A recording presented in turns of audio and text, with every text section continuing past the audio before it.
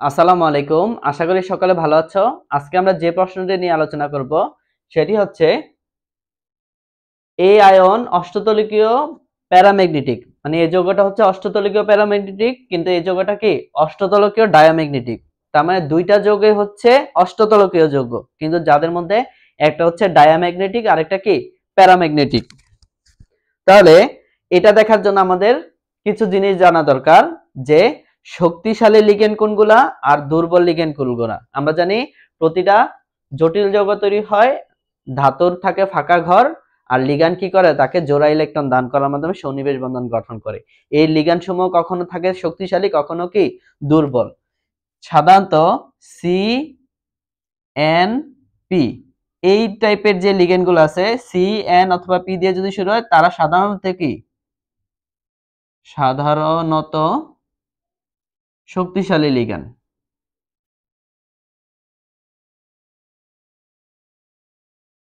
আমরা সাধারণত বললাম কেন? কারণ এগুলোর মধ্যে কি ব্যতিক্রম থাকে।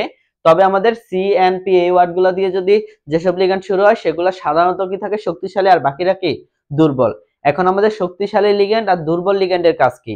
শক্তিশালী লিগ্যান্ডের কাজ হচ্ছে, মনে করো ডি অরবিটালে ইলেকট্রন আছে 1 2 3 4 5, বেজোর ইলেকট্রন আছে 5টা। যদি ওর কাছাকাছি শক্তিশালী লিগ্যান্ড আসে, এই শক্তিশালী লিগ্যান্ডের পাওয়ার এতটাই বেশি, ওরা তাদেরকে কি করে জোড়া জোড়া করে ফেলে। যদি শক্তিশালী লিগ্যান্ড এখানে আছে, শক্তিশালী লিগ্যান্ড থাকলে ওদের এতটাই পাওয়ার, তারা এদেরকে কি জোড়া জোড়া করে ফেলবে। তাহলে 5টা ইলেকট্রন থাকলে জোড়া হবে কয়টা? 2টা জোড়া, আর এলো একটা সিঙ্গেল ইলেকট্রন। তারপরে লিগ্যান্ড গুলো কোথায়? এদিকে বসবে। আর যদি দুর্বল লিগ্যান্ড আসে, তার কিন্তু এই ক্ষমতা নাই যে তাদেরকে কি জোড়া জোড়া করে ফেলার। তারা কি করবে? পরবর্তী ফাঁকা ঘরগুলোতে শুধু বসে যাবে। তার মানে শক্তিশালী লিগ্যান্ড তার এতটাই পাওয়ার আছে যে সবাইকে ধাক্কা দিয়ে কি জোড়া জোড়া বানাতে পারে, কিন্তু দুর্বল লিগ্যান্ড এটা পারে না। এই হচ্ছে আমাদের শক্তিশালী লিগ্যান্ড আর দুর্বল লিগ্যান্ডের কাজ। তার মানে আমরা বুঝলাম কোনগুলা শক্তিশালী কোনগুলা দুর্বল। যেটা এখানে অ্যামোনিয়া, অ্যামোনিয়ার মধ্যে কি আছে? এন আছে। তার মানে বোঝা যাচ্ছে এটা কি অ্যামোনিয়াটা হচ্ছে একটা শক্তিশালী লিগ্যান্ড, সেও কি সবাই এরকম ধাক্কা দিয়ে জোড়া বানাতে পারবে। আরেকটা জিনিস হচ্ছে, আমরা ডায়াম্যাগনেটিক না প্যারাম্যাগনেটিক এটা বুঝবো কিভাবে? যদি বেজোর ইলেকট্রন থাকে। বেজোর মানে কি? বেজোর ইলেকট্রন, বেজোরে বলি আমরা ইলেকট্রন থাকলে, সেটা হচ্ছে বেজোর ইলেকট্রন থাকলে সেটা হচ্ছে প্যারাম্যাগনেটিক। প্যারাম্যাগনেটিক। আর বেজোর ইলেকট্রন না থাকলে সেটি কি? সেটি হচ্ছে ডায়াম্যাগনেটিক। ডায়াম্যাগনেটিক। এই হচ্ছে প্যারাম্যাগনেটিক আর হচ্ছে কি ডায়াম্যাগনেটিক। এই আমরা দেখব বেজোর ইলেকট্রন আছে কি নাই। এই প্যারাম্যাগনেটিক আবার আরেকটা ভাবে প্রমাণ করা যায়, যদি আমাদের মিউ এর মান 1 এর বড় হয় তাহলে সেটা হয় প্যারাম্যাগনেটিক, আর মিউ এর মান যদি 1 এর ছোট হয় সেটা হয় ডায়াম্যাগনেটিক। এই মিউ এর মান দিয়ে আমরা কিভাবে কি কোন যৌগের চৌম্বক ধর্ম ব্যাখ্যা করতে পারি? এই চৌম্বক ধর্ম ব্যাখ্যা করার সূত্র হচ্ছে √n * n+2। এই nটা কি? এটা n হচ্ছে বেজোর ইলেকট্রন সংখ্যা। তার মানে আমি বেজোর ইলেকট্রন সংখ্যা এখানে বসানোর পরে যদি আমি মিউ এর মান 1 এর বড় পাই তাহলে বুঝবে এটা প্যারাম্যাগনেটিক, আর 1 এর ছোট হলে সেটা কি ডায়াম্যাগনেটিক। এভাবে আমরা ব্যাখ্যা করতে পারি। আরেকটা ভাবে ব্যাখ্যা করতে পারি কি, যদি বেজোর ইলেকট্রন থাকে তাহলে প্যারাম্যাগনেটিক, আর বেজোর ইলেকট্রন না থাকলে সেটা ডায়াম্যাগনেটিক। আমরা পরীক্ষার নাম্বারের উপর ডিপেন্ড করে কি আমাদের উত্তরটা করব। তাহলে দেখো আমরা উত্তরে যাই। প্রথমে আমরা এখানে কার ক্ষেত্রে দেখি, ক্রোমিয়াম NH3 6, আর এখানে কত 3+। অ্যামোনিয়া হচ্ছে নিরপেক্ষ লিগ্যান্ড, শক্তিশালী কিন্তু সে হচ্ছে কি নিরপেক্ষ লিগ্যান্ড, এগুলো আমরা ছোট ক্লাসে আরো পড়ে আসছিলাম। তো অ্যামোনিয়া হচ্ছে নিরপেক্ষ লিগ্যান্ড, তার কোনো চার্জ নেই। তার মানে এই উপরের চার্জটা সম্পূর্ণটাই কার? ক্রোমিয়ামের চার্জ। আর আমরা জানি ক্রোমিয়াম কত? 24। তাহলে আমরা ক্রোমিয়ামের ইলেকট্রন বিন্যাস করি। ক্রোমিয়াম হচ্ছে 24, 1s 2s 2p 3s 3p 4s 3d, 2 2 4 10 12 18 19 20। তাহলে আর কয়টা লাগে আমার? 4টা। এই 4টা লাগলে আমি যদি ওকে সাজাই তাহলে কি হয়? এখানে ইলেকট্রন আসে একটা, আর এখানে কি 5টা, কারণ ক্রোমিয়াম কি ব্যতিক্রম ইলেকট্রন বিন্যাস আমরা জানি। এখন আমি ক্রোমিয়াম করলাম, তাহলে ক্রোমিয়াম আমার দরকার কি 3+। তাহলে ক্রোমিয়াম 3+ যদি করি, ক্রোমিয়ামের থেকে কি 3+ মানে সে 3টা ইলেকট্রন কি করবে? ত্যাগ করবে। তাহলে 3টা ইলেকট্রন প্রথমে কি করবে? সে এই সর্বশেষ কক্ষপথ থেকে একটা ত্যাগ করবে যেটা আছে, তারপরে ধারাবাহিকভাবে কি এটা থেকে ত্যাগ করবে। তাহলে তার ইলেকট্রন বিন্যাস কি হবে? 1s 2s 2p 3s 3p, তারপরে 3d। কয়টা ইলেকট্রন বের হবে? 3টা। এখান থেকে একটা, এখান থেকে কয়টা? 2টা। তাহলে এখান থেকে যদি 2টা বের হয় তাহলে 3d তে কয়টা থাকে? 3টা। আর 4s কি 0, মানে 4s এ কোনো ইলেকট্রন নেই। এই হচ্ছে আমাদের ক্রোমিয়ামের জন্য। তাহলে এটাকে যদি আমি লিখি,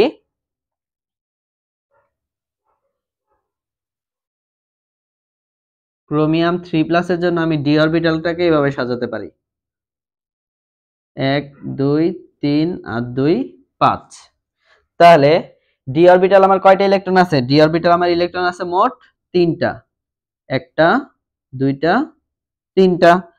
এটা কোন অরবিটাল? এটা হচ্ছে আমাদের 3d অরবিটাল। এখানে কোন অরবিটাল ফাঁকা আছে? আমাদের 4s অরবিটালও ফাঁকা আছে, 4p অরবিটালও কি ফাঁকা আছে। এগুলো আমরা চাইলে কি ব্যবহার করতে পারি। তাহলে এটা হচ্ছে ক্রোমিয়াম 3+ জন্য। এখন যদি ওর কাছে এটা চলে আসে, ক্রোমিয়াম NH3 6 3+, ও যদি চলে আসে, তার মানে অ্যামোনিয়া কি শক্তিশালী লিগ্যান্ড। আমরা বলেছি শক্তিশালী লিগ্যান্ড হলে তারা ওদেরকে জোড়া জোড়া করে ফেলে, তাহলে তারও এরকম ক্ষমতা আছে। তাহলে এরকম যদি হয় 1 2 3 4 5, এখানে কয়টা ইলেকট্রন আছে? 3টা ইলেকট্রন আছে। তাহলে 3টা ইলেকট্রন কি হবে? 3টা ইলেকট্রন হবে এক জোড়া আর একটা, এটা তার কোনো জোড়া হতে পারে না। এ হলো 3টা ইলেকট্রন। তাহলে আমার রইল কোনটা? এই ঘরটা ফাঁকা আছে, আর এই ঘরটা কি ফাঁকা আছে। আমি কাদের ব্যবহার করব? এই লিগ্যান্ডের সংখ্যার উপর ডিপেন্ড করে আমি ঘর নিব। তাহলে যেহেতু আমার লিগ্যান্ড আছে 6টা, তো আমি এখানে 6টা লিগ্যান্ড বসবে, এজন্য আমি এই 4 জন নিলে হবে না, এটাও আমার নেওয়া লাগবে। তাহলে এটা হচ্ছে 3d এর জন্য, এটা 4s এর জন্য, আর এটা কি 4p এর জন্য। এখন 6টা লিগ্যান্ড এসে এখানে বসে পড়বে। অ্যামোনিয়ার কি আছে? জোড়া ইলেকট্রন আছে, এরকম কয়টা? 6টা, একটা, দুইটা, তিনটা, চারটা, 5টা, 6টা। তার মানে এখানে 6টা কি অ্যামোনিয়া আসলো।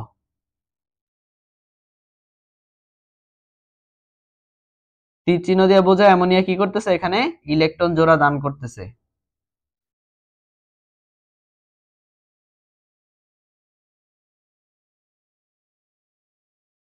ঠিক আছে? তার মানে এখানে আমরা কি পেলাম? এখানে একটা যেহেতু বেজোর ইলেকট্রন আছে, তার মানে এটা কি আমরা বলছি বেজোর ইলেকট্রন সাথে সেটা প্যারাচুম্বকীয়। যেহেতু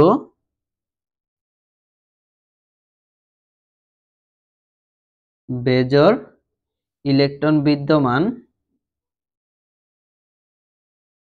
তাই এটি প্যারাচুম্বকীয়। তাই আমি একটা ভাবে এক ব্যাখ্যা দিলাম। তাহলে আমি এখন মিউ এর মানটা বের করেও যদি আমি করি, তাহলে এদিকে আমাদের জন্য সুবিধা হবে। তাহলে এখন আমি মিউর মানটা বের করব। তাহলে মিউ সমান আমরা কি জানি? √n into n+2। আমরা একটু শিওর হয়ে যেতে পারবো এটার মাধ্যমে। তাহলে n কি? n হচ্ছে আমাদের বেজোর ইলেকট্রনের সংখ্যা। এখানে বেজোর ইলেকট্রন আছে কয়টা? একটা। তাহলে √1 ইনটু 1+2, তার মানে 2 আর 1 যোগ করে 3, 3 একে কি 3, তার মানে √3। তা আমি যদি ক্যালকুলেশন করি √3 কে, তাহলে আমার মান আসে 1.73, যা অবশ্যই কার থেকে বড়? যা অবশ্যই 1 এর থেকে বড়। তার মানে অর্থাৎ কি 1 এর থেকে বড় হলে আমরা কি জানি? 1 এর থেকে যদি বড় হয় মিউ এর মান 1 এর বড় হলে কি প্যারাম্যাগনেটিক, তার মানে অর্থাৎ প্যারা চুম্বকীয়। ঠিক আছে, এগুলো আমাদের কার জন্য? এটা হলো আমাদের প্রথমটার জন্য। এখন যদি আমরা পরেরটা দেখি তাহলে আমাদের কি হয়?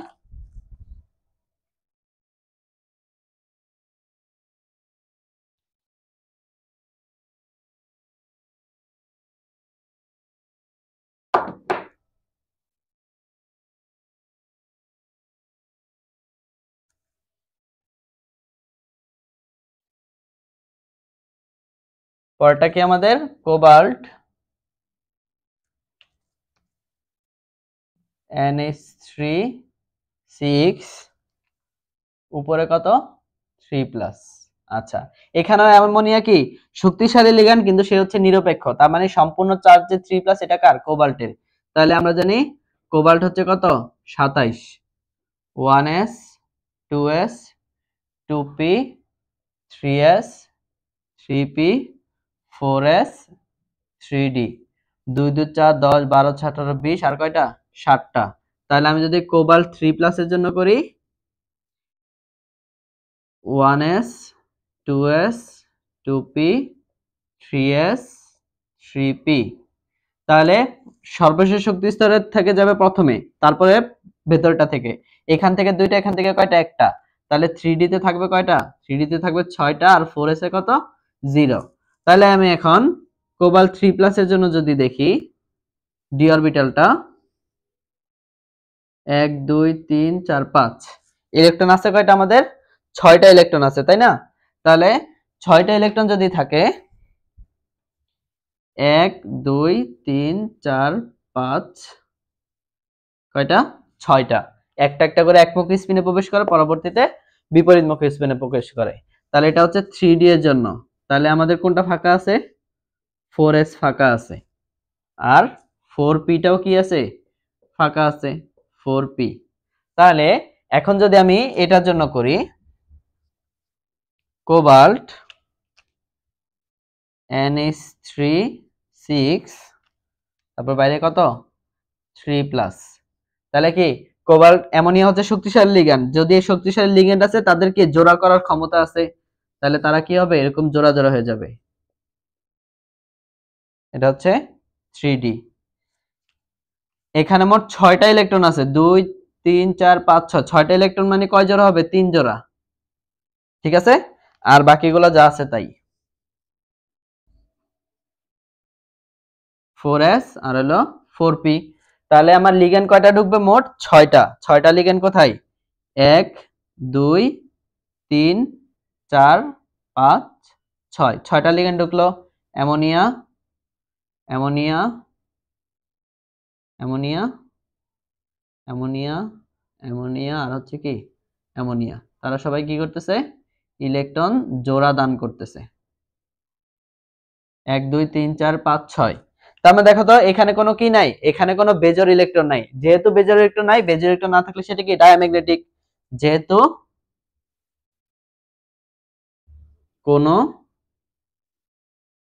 বেজোর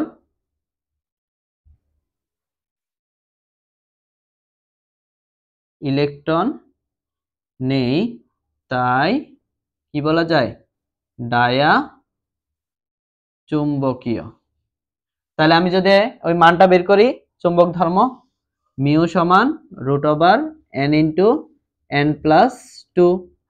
n এর মান কত? বেজোর ইলেকট্রনের সংখ্যা কয়টা? 0। কোনো বেজোর ইলেকট্রন নাই, তাহলে 0 0 + 2, 2 দিয়ে 0 গুণ করলে কত? 0। এই মানটা অবশ্যই কি? 1 এর থেকে ছোট। আমরা জানি মান যদি 1 এর থেকে ছোট হয়, মিউ এর মানটা যদি 1 এর থেকে ছোট হয়, তাহলে সেটা কি? ডায়াচুম্বকীয়। তার মানে কি বলা যায়? অর্থাৎ যৌগটি ডায়া চুম্বকীয় বা ডায়া ম্যাগনেটিক। এই হচ্ছে আমাদের এই প্রশ্নের উত্তর। আশা করি সকলে বুঝতে পেরেছো। যদি কেউ কোথাও না বুঝে থাকো অবশ্যই আমাদের জানাবে, আমরা সলভ করে দেওয়ার চেষ্টা করব। সকলে ভালো থেকো। আসসালামু আলাইকুম।